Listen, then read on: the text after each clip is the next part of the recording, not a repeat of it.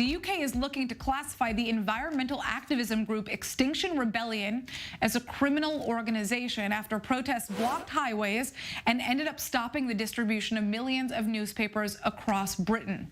The demonstrators were actually protesting the lack of climate change coverage in the press, but this has outraged some British lawmakers so much that they say the protest only hurts the climate change movement. And police have arrested 80 protesters, 77 of which have been charged.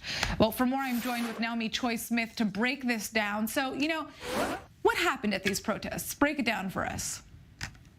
Yeah, Saturday morning, many Brits woke up to find that their morning newspaper hadn't been delivered, or they went to their local newsstands and found several titles just empty. And that's because of this massive disruption by Extinction Rebellion.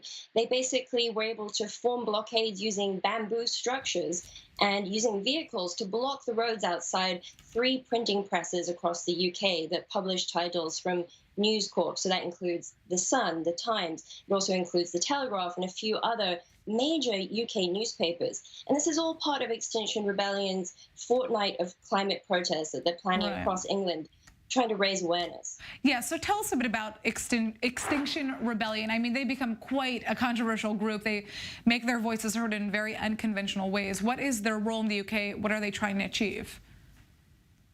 They certainly have these very, very unusual tactics. And this is a movement that was born in the UK a couple of years ago. And over the last few years, they've gained a lot of traction. They have gained some support and succeeded in raising awareness with those unconventional tactics, with, things that are hard to ignore, like supergluing yourself to the gates of palaces or to the ground or to these structures that they bring to protest, aimed at disrupting the conversation and aimed at raising awareness. Now, unfortunately, the other side to that is that it does inconvenience people, and there has been a backlash in some instances. Last year, for example, they were actually attaching themselves to commuter trains, which caused a bit of a backlash for ordinary Londoners just trying to get to work.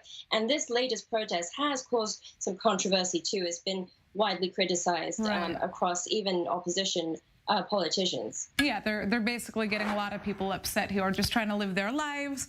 But what are they so unhappy about? I mean, how does UK policy look when it comes to climate change right now?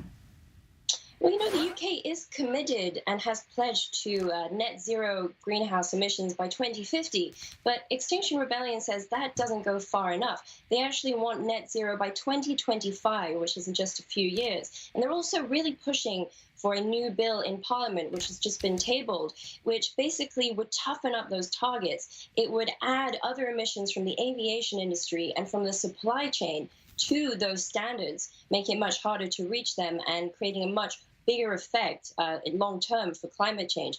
And they're also calling for a citizens' assembly, which would just give regular citizens, they say, more of a say in how we approach climate change policy. Now, how likely is this bid by UK lawmakers to have Extinction Rebellion classified as a criminal group? I mean, is that a democratic move?